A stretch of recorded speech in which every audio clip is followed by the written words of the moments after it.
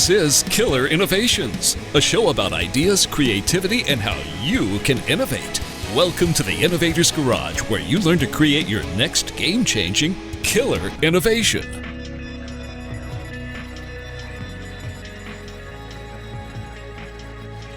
Welcome to Killer Innovations. I'm your host, Phil McKinney. We are back here in the studio this week. If you've been a long-time listener of this show, you know that I guess I would affectionately refer to myself as an architecture geek. That was my original passion and desire and what I wanted to be when I first went to college. And then as I figured out, my passion on the architecture side bled over into computer graphics, and that's where my focus was. But design, in my view, is one of those things that has a huge impact, whether it's designing products and services, and I've been the beneficiary of across my career, particularly at HP, where I had the industrial design teams reporting to me and designing products and services. And one thing that I think does not get enough thought is around designing spaces that can both encourage, or in some cases, bad design, discourage creativity. You know, how do you use the environment around you to actually help fuel or feed your own personal creativity?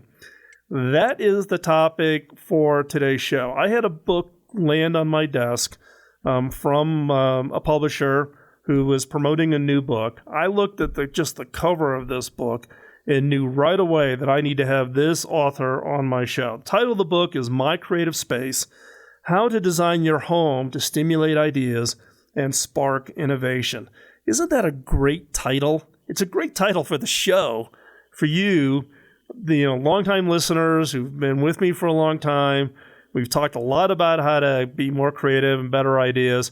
This is the perfect title. When I read it, I've got the book. I'll be quite honest, I haven't quite finished reading it because I'm too busy putting Post-it notes all over the place. But I want to welcome today's guest, Donald Rattner, who's the author of this book. Now, Donald is an architect, and he and I were laughing before we started the show today about, my failed attempt at wanting to be an architect. But Donald is, an educator, an author, but he's also a practitioner. He does this. This isn't, theoretical. He has taught at the University of Illinois. I went to the University of Illinois at Chicago. We won't get into that battle between Chicago and Urbana-Champaign. But he's worked at a number of different, including Parsons School of Design. And he does a large number of lectures and talking about really this whole challenge of creativity and how do you make people more creative. Donald, thanks for taking the time for joining us here on Killer Innovations. My pleasure, Phil. And thank you for being an architecture geek. We definitely need more of you out there. We rely on you. So when I first got the book and I, was flipping through it and looking at it, I'm actually in the middle of redesigning my studio. And again, longtime listeners of the show will probably say, oh my God, he's redesigning the studio again. Because I'm always looking for ways of kind of learning from myself what stimulates my own creativity, what allows me to produce the best show or the best content, write scripts, kind of get myself into the zone or into the groove. And so give us your background. How did you get to focusing on this concept of creative space? Yeah, it's a bit of a journey, as one might expect. For the first, 20, 25 years, I lost count. I was, kind of a straight out designing architect in practice, as you say. And I was very fortunate in the kind of projects that would come my way because they were almost all pretty well-funded, high budget, so I could do a lot of custom design. So if you could imagine, someone wants something, I have a blank piece of paper and I can pretty much do what I want within the normal boundaries, of course. So it was a really terrific time. And then I got hooked up with some resort developers who gave me a project to design 30 identical cottages as kind of sort of a remote hotel rooms from the main building. And of course, this is development, so time is money. And it was decided to do these cottages in using modular construction. So if you know modular construction, that's where you build, we'll call them boxes in a factory, and you actually truck them to the site and bolt them together, put them on the foundations that you've built there, and you've got a building. Well, the kind of process of going from pure custom design to a modular system of creative invention, of design, really kind of got me thinking a lot about the nature of creativity as a process. And as I kind of just dug into this whole idea, what constitutes creativity, I started to kind of stumble across a lot of research tying creativity to environment. And the more and more pieces that I kind of found kind of tucked away in academic journals or in blog posts or whatever, I start to say, this is a whole field that somebody needs to kind of pull together these disparate strands and start making a kind of systematic approach to designing creative space. And that's what led me to the book. So is there really a lot of research? I mean, I have to admit, when I was reading the book and reading background on you, et cetera, and I'm thinking about, a lot of people view design or architecture as almost kind of a, I don't know, you don't want to call it an accident, but it's kind of hey, we'll try this on this building, we'll try that on that building. Is there really good, well-founded research that shows the correlation between design of a space and creative output? Is there good research that links those two? Yeah, absolutely. But I think you put your, finger on something there, which is to say, for a long, long time, I think people who are involved in, constructing the built environment, we certainly understood intuitively that buildings have an effect on how we think, how we feel, and how we act. But it wasn't until the 1960s, 1970 that science really kind of turns its attention to this question and eventually gave rise to a discipline called environmental psychology. And this is the study of how the built environment influences how we as people think, feel, and act. And so it's been going on for, 30, 35 years now, but it's only in the last, I'd say, maybe 20 or so that scientists have looked specifically at the relationship between built space and creativity. And that, of course, coincides, I think, with the rise of technology, the web, social media, everything from the late 90s, the dot-com era up to the present. And so we now have quite a bit of research, and some of it comes from different angles. There's a lot of consumer research, so looking at how products and spaces that sell products might influence the customer decision.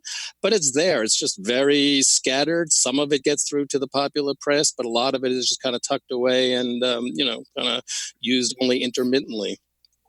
Well, and it's interesting from the standpoint also about, you think about personal space, right? How do you design your home? But I'm assuming, though, that you can take a lot of lessons learned from some of the work that's been done in office environments, right? So it's whether it's, what Herman Miller has done or, Steelcase or any of them as far as now, albeit you could argue whether, the inventor of the office cube was helpful or detrimental to creativity, but, I know in the case of office environments, there's been this big argument about closed office environments, open office environments, and so I'm assuming that you can learn some from what's happening in the office environment to apply to your personal space too, correct?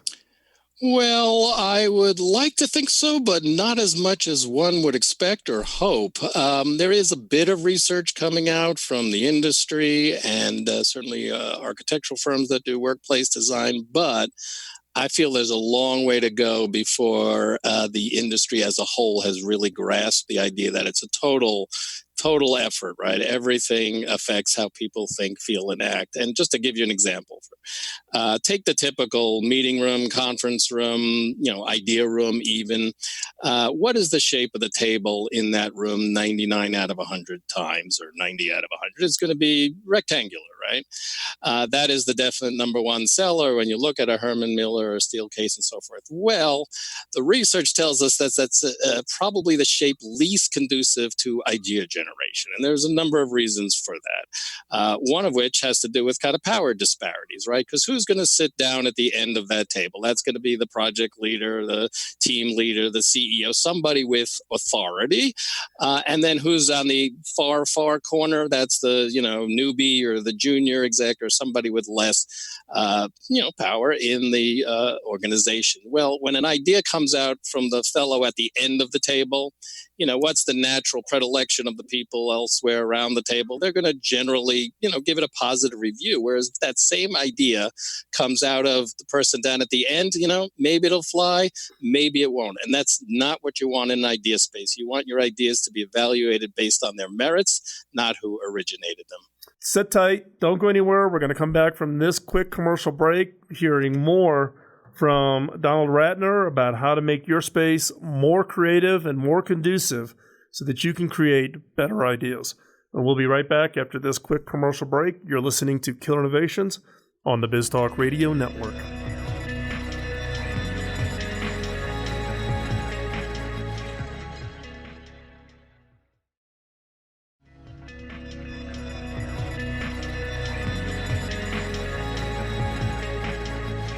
Welcome back to the show. Today's topic is talking about your creative space, how to design your home to stimulate ideas and spark innovation. We are with Donald Rattner here in the studio. Donald is an architect whose new book, My Creative Space, I have devoured this thing. I'm driving my wife crazy with everything I want to now buy for the studio. I need it, honey. It makes me more creative, It says so in the book. Says so in the book, right? Donald says it in the book. So one of the things, what I want to get to in kind of teeing off this segment is what, I've got, like in my case, I've got an existing space. What have you found that works that people can do in their own homes just to start thinking about, doing these kinds of things in the house? Because it's overwhelming if you don't have a background in it. You don't think of yourself as an interior designer, and you look at these great pictures of people who've done these amazing things, and you're like, oh, I'll never be able to get that done. What is it that the average Joe can do to create a better space for themselves? Yeah, well, listen, I wrote this book for everybody and anybody who's interested in boosting their creative performance. So you don't have to be a designer or an architect to get something out of the book. I use the images as a kind of model for what we should all hopefully aspire to, but it really is geared towards the DIYer just as much as to the professional. Now, I would say a couple of things just to start off with. First of all, from the research and also from the study of what we call eminent creatives, people obviously who have changed the world through their creativity. First thing you want to do is to designate a creative space. That is to find a place that you feel like you want to spend the most amount of time doing your creative work. Because what happens is it's called classical conditioning, right? Almost like a Pavlovian response. When you enter this creative space, your mind shifts into creative mode because you've done it again and again, just the same way that Pavlov rang the bell when the dog was eating. So he associated the sound with the action. So here we want to associate place with mindset. The next thing to do is to make it a place you want to spend time in. So it's not a throwaway space. It's not necessarily in the basement unless you want to make your basement someplace inviting. It should be somewhere you want to spend time in because, of course, that's part of the process of being creative. You've got to make an effort. You got to spend time in it. So some of the kind of key things to do here in your space is to try to get a sense of openness. So what we're finding in a lot of the tactics, what I call tactics, techniques in the book, is that the more you can expand your sense of space, the more open, the more broad-minded your frame of mind actually becomes. So a common mistake that people do is to take their desk or workspace and butt it up against a wall so that they're basically looking at a wall, 2 feet away from where they're sitting. And that immediately compresses your sense of space. So what you want to do is turn that desk around, turn that work surface around so you're facing into the space. Hopefully, if there's a window that you have available, you can have at least oblique views. Anything you can do to grow that sense sense of space, you're going to actually enter into a more creative frame of mind. That's interesting because I'm thinking about my own space. I started off with my desk facing a wall, right? So I violated that rule right out of the gate, albeit it did face a window, which looked out on these beautiful mountain views that we have here in Colorado. But in fact, recently I just turned my desk around to face into my space. So I look into the studio where I actually have my microphones and cameras and all that. And it is interesting because I don't feel as pinned in. I don't feel as constricted when I turn that desk around. And I guess I couldn't describe that feeling until just now when you mentioned it from the standpoint of, being conscious of the fact that you're kind of you're forcing yourself up against a barrier almost. You put a barrier right at 2 feet in front of you, and you basically do feel like you almost stuffed yourself into a cage. Exactly. There's actually another thing going on there that you describe, which is something subliminal. Now, a lot of the tactics I talk about in the book are actually operating subliminally, subconsciously, without our necessarily being aware of it. So, for example, when you have your back facing into a space, you are kind of violating our genetic coding. So there's something called prospect refuge theory, which says early mankind, early Homo sapiens from 190,000 years ago when we first appeared on the savanna in Africa, were bioengineered to seek out habitats that would provide them with the maximum prospect. So imagine like a 180-degree sweeping view of that which is in front of you, while at the same time protecting your back, flanks, and above from attack from hostile animals or tribes or what have you. And even though today we are no longer being pursued by wild animals for lunch, just the fact that you had your back exposed to the space subliminally raised your stress levels. And stress, if there's any number one creativity killer, it's stress, because it changes your mindset to a much more analytical, rational, self-preservation oriented rather than creative, open, risk-taking sensibility. So it operates on multiple levels. When you turn that desk around, you did a lot of good things for yourself. Well, it's interesting, right? The analogy, that you also hear about is cops never have their back to the door, right? The mobsters. Right, the mobsters never go into a restaurant and sit with their back to the door. Exactly. What about, in your book, you talk also about, expanding this openness by ceiling height, right? Right. And so, basement, 8-foot ceiling versus having something that has a 10-foot ceiling. Now, you may not have it in your house, but if you had that, what's the role of the ceiling height, that feeling of openness, do you think?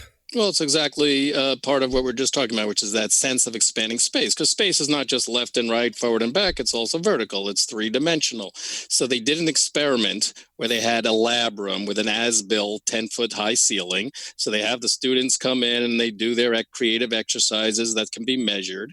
And then what they did is come in with some foam core and drop the ceiling down to 8 feet, and had another group of students come in, do exactly the same exercise. Then they judged the two, and they found that the students who were in the 10-foot space actually outperformed on their creative problem-solving exercise those in the 8-foot space. So there's exactly a very tangible, physical, literal representation of the idea that vertical space, three-dimensional space, the more you can generate that sense of expansiveness, the more creative your mindset will be.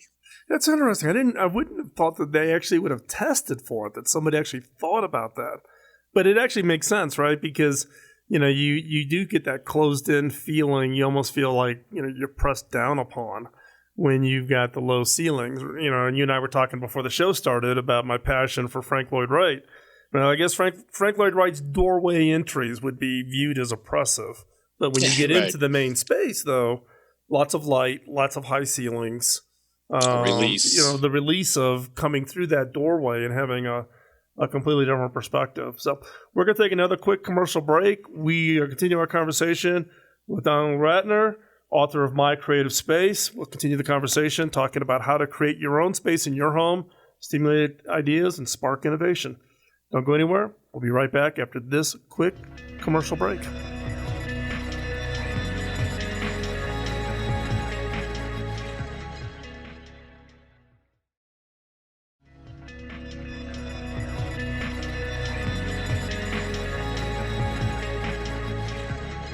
Well, welcome back to Killer Innovations. We're continuing our conversation with Donald Rattner, author of My Creative Space, How to Design Your Home to Stimulate Ideas and Spark Innovation. Now, Donald, I know in the book you talk a lot about a variety of different, creating an environment that has this positive feel to it. And one of the areas that you highlight in the book, and, you could either... let's put it this way. I'm going to put myself in the skeptical category, and that is about the role of nature and how do you bring nature into the space. Now, I'll tell you here at our headquarters facility here in Northern Colorado, we've been, when we did a big redesign 6 years ago, we gutted the building and completely redesigned it to try to make it a more creative space. Sometimes you can come out and visit and give me a critique on how well we did or how well we didn't do. But one of the things we tried to do, or at least think about, but couldn't really get our arms around, was the role of nature. How do you bring the outside in, particularly given we live in this beautiful part of the country? We're right near Boulder, Colorado. We're near Rocky Mountain National Park. We got all this beautiful nature outside of the building. How do you bring it in? And what kind of influence does that have on people's ability to be more creative and more innovative?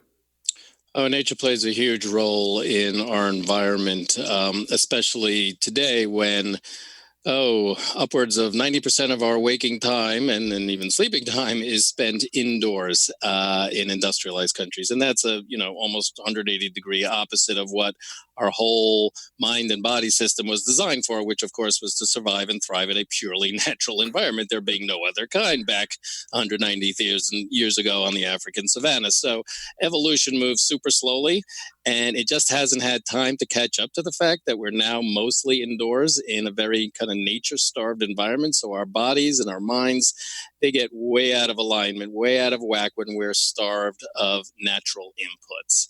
And there have been a lot of disease studies, sleeplessness, anxiety, depression, even cancers linked to this deprivation from the elements of nature. Now, the good news is you don't have to do a lot to recover, to restore what we're losing by denying ourselves exposure to nature. One study found that simply putting a plant on your desk at work or at home can boost your creative output 15 to 30%.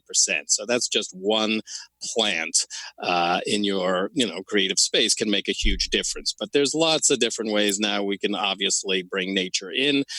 Simplest, of course, is to open up the space to the outside, and you're in a fortunate situation in that you live in a beautiful environment. Create those vistas. Not only does that bring in nature, but it also creates that sense of expansiveness again. We've talked about a couple of times. Opening up the room to the outside just multiplies your sense of space many times over. And now, thanks to technology, you can have indoor bio walls and grow walls using purely electric illumination, water, scent, even sound. All of these can play into giving us that kind of return to nature that we need to be at our creative best and just our best in general. Well, and here's because one thing that we've been thinking about here, and I've seen a lot of companies do, for instance, the Facebook headquarters in Silicon Valley, or Google's campus here in Boulder, Colorado, is putting in outside space, right? So you talk about taking in, how do you open it up to bring nature in? Thoughts about those kinds of spaces of getting people up and out of their chairs and going out into that space, but making it, quote, it's part of the office environment, but, making that conducive. Because, for instance, in the case of Facebook, they've got this absolutely gorgeous, outdoor space that's built into the Facebook campus up on along the entire roof set of the campus. You go up there, nobody is there. Everybody's inside sitting in a cube. Yeah, so how do you, and this is always the challenge, right, for a designer to say, how do I make that so inviting that people want to engage in it? But does that have the same benefit, or is that too disconnected? No, it absolutely has that benefit. And, if you're in a situation where you're fortunate enough, whether it's at home or in a workspace, to have a natural environment, it could be just a small garden, it could be a huge landscape, it could be a park, it could be a rooftop. installation, yes, you want to get out. You want to get out there, absolutely. And it doesn't take hours and hours of exposure. You need a certain amount of inputs to achieve the necessary restorative effect, but you don't have to spend 6 and 8 hours out there. But you touch on a couple of things there. First of all, movement. Walking is one of the great engines of creativity. I think it was Friedrich Nietzsche, of all people, said, all problems, great problems are solved by walking. Locomotion, again, going back to our evolutionary selves, creativity and motion are all tied together. So you want to get that blood flowing. You want to get outside. You want to get daylight. That's one of the worst things that we do when we sit indoors all day, which is to starve ourselves of daylight, because our whole circadian rhythm is based on light coming through our eyes into our brains, and a series of bodily reactions happening as a result of the different times of day and the different colors. So you really want to get people out there. But what's part of this space will definitely get you to a certain point, but you have to have the culture. You've got to have the regimen, whether it's at home or work, to make people aware that these are the things you can do to help yourself. Well, one of the points, that you make also is that people get ideas more often at home than in any other type of environment, right? We tend to, as a business, right, we think about, we spent a lot of money 6 years ago redesigning our office space to create a better environment for our 200 staff here in Colorado, right? But your point is that people get ideas more often at home than any other environment. Yet I'm going to guess it's the one space that nobody thinks about of how do I make it more creative. Am I correct in that assumption?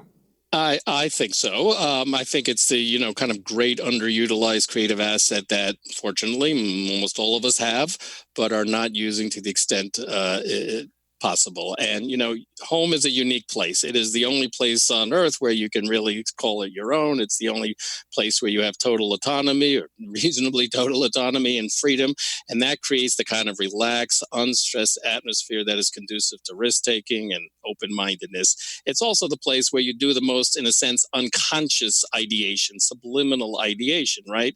Because in the office, you have to be very deliberate. You generally have to be very conscious in what you're doing, and certainly in interacting with others. But at home, you do all sorts of things where you don't have to spend a lot of mental energy, showering. You just lather, rinse, repeat, lather, rinse, repeat. Well, what that does is it allocates most of your mental energy to the back of mind ideation, where ideas collide and old memories come up and associations are created. And that's why you go, whoa, I just had a great idea for work standing in the shower. So in a kind of paradoxical situation, you sometimes get your best ideas when you're least trying to have them. And that's what the home environment can do. Obviously, in tandem with the work environment, you can then bring those creative ideas to market. That's where innovation comes in. You need the organization, you need collaboration, you need a group effort. Together, you've got a real win-win situation. Yeah, and in your point about, I could think back to my own experience about, coming up with ideas. It's that subconscious role, right? It's the old analogy, I just need to sleep on it, right? And let that subconscious, work into it. And we do talk about, your book talks about, specifically we're talking about the home environment and how do you make your home, more creative. In some cases, though, it's not just the space that you've defined, as you said before, designate a space, make it desirable, etc. But there's also little things you can do throughout the house, right? That could also help stimulate the creativity and the ideation. You don't have to go to your, quote, idea closet, to come up with the next great idea. Absolutely. And one of the key things I talk about in the book is idea capture, because, the sad fact is we, as people, generally lose most of our ideas within 10 to 15 seconds of having them. So that's why it's critical that you have a means of getting those ideas out of your head and onto paper or a whiteboard wall or whatever it is. So, yeah, you're sleeping, you wake up with this incredible idea, have that notebook next to your bed. Make sure you get it down because you're not going to remember it later. So everywhere in the house, there should be a way of capturing those ideas and not letting them escape. Okay, well, you just justified me telling my wife I'm putting whiteboards on every wall in the house, and I'm going to blame it on you. Do it. We're going to take a quick commercial break. When we come back, we'll continue our conversation with Donald Rattner, author of My Creative Space, How to Design Your Home to Stimulate Ideas and spark innovation. As we get ready to go to this commercial break, if you've got an idea for a guest for the show, please just drop us a note. Let us know. You can hop over to killinnovations.com. We're always looking for interesting guests who can contribute to the community. And with that, we'll be right back after this quick commercial break.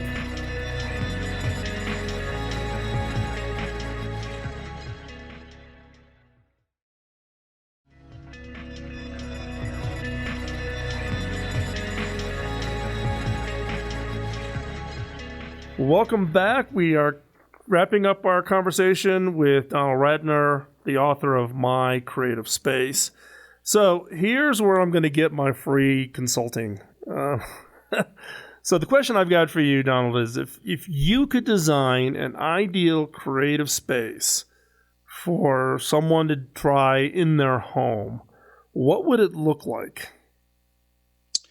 Well, Phil, I don't remember us discussing free. Can we clarify that just after the show? I'm waiting. I'll wait for the bill to come in. Okay.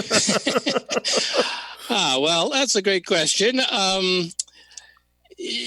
Let's see. I mean, first of all, I just want to make, a point that you kind of touched on again in some of your early comments, which is what works for you.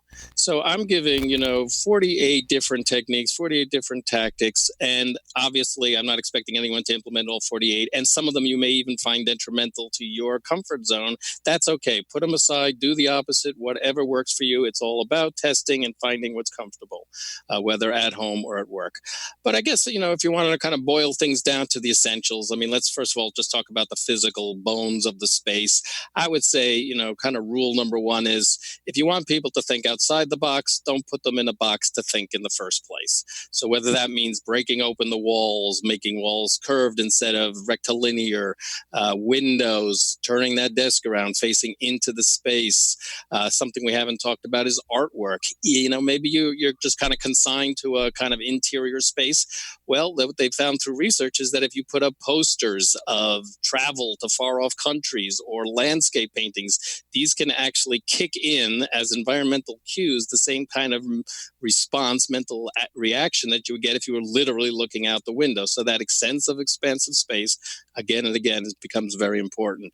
If you have high ceilings, great. If you don't, there are little tricks you can do. You can get wallpaper or paint stripes on your walls that lead the eye upward. You can use furniture with very low, kind of a low back sofa rather than something that looks oversized from the space. All sorts of things you can manipulate just among your belongings and possessions, not just the bones of the space.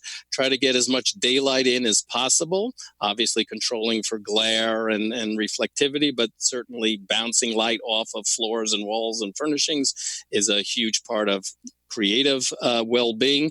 Natural materials, another good use of form and nature is to have, wood flooring or stone flooring if you can, or even laminates that mimic natural materials. That ties us back into that sense of nature that we're all born with.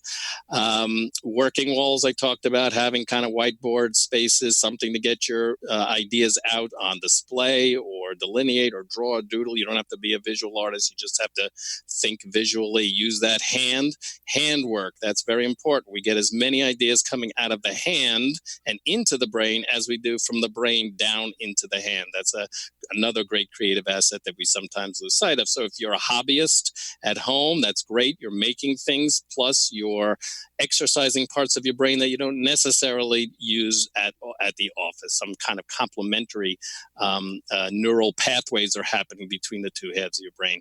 Furniture, they've done a study where people actually are more creative in the presence of curved furnishings rather than that kind of crisp rectilinear sort of modern look. And that again gets back to our genetic origins, where we're kind of wired to be very wary of sharp knives and edges and animal teeth. So some interesting cues there. Color, I talk about blues and greens as being very creativity positive, all based on research. And again, beauty, making that space appealing, place you want to be there. Here's a couple of other things. Lighting, electric lighting. Try to use dimmable bulbs and switches, because what you want to do is actually lower light levels when you're in a pure brainstorming mode, because they found that we actually think more creatively when the lights are low because our eyes aren't focusing on very specific details or very small scale elements. You're more broad picture, big broad brush thinking. Sound, music, that's another good one to get yourself kind of pumped up. Obviously, it should be music that you like, and generally try to stick either with instrumental music or music with lyrics that you've heard a million times, so you're not focusing on the words so much as letting them be background. And even scent. I talk about specific smells that have been associated with creative thinking, and that all you need is, some of those scent sticks, or there are certain machines you can get. Very simple to do. All of these things I talk about in the book. So here's one. The lighting one was interesting, right? On the dimmable piece, and you talk to a variety of different people, and people all have different opinions on lights that are positive, lights that are negative, right? Lights coming off of your mobile phone, the whole blue screen, and not allowing you to sleep. In the case of light in a room, you say dimmable. The one question that I always have is about light color. Right? Is daylight lights better, you think, for creativity versus a warmer light, or what?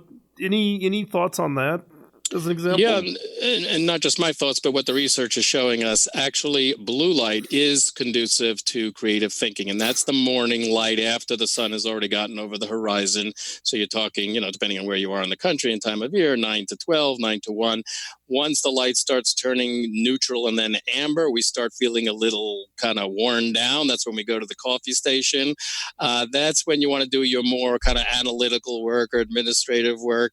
But you put your, again, finger on another good point, which is those screens are kind of throwing us off whack because they're perpetually blue. Yep. So what you'd really like to do, I talk about in the book, at home certainly, is to use light color changing LEDs, which you can use apps to change their color to mimic what's happening in the sun trajectory, and then you're really more in tune with what's happening outside as well as inside. Hey, Donald, thank you so much. As I said, I was really excited to have you on the show today. You have definitely fed my geekiness on the architecture side and made me aware of a lot of work that I just didn't even know existed. So listeners, I would encourage you to go out and pick up the book, My Creative Space, How to Design Your Home to Stimulate Ideas and Spark Innovation. If you are into the innovation creativity space, you want to make your space creative, pick up this book, take a look at it, apply those techniques, and have your environment take on a whole different role in supporting your ability to be more innovative and more creative. Donald, thanks a lot for taking the time. We will have contact information for the book and Donald and his social media contacts over at the killerinnovations.com. So hop over there and check those out. And Donald, thanks again for joining us here at Killer Innovations. Thank you, Phil. Enjoyed it very much. Thank you. And we'll talk to everybody next week here on the show. Bye-bye.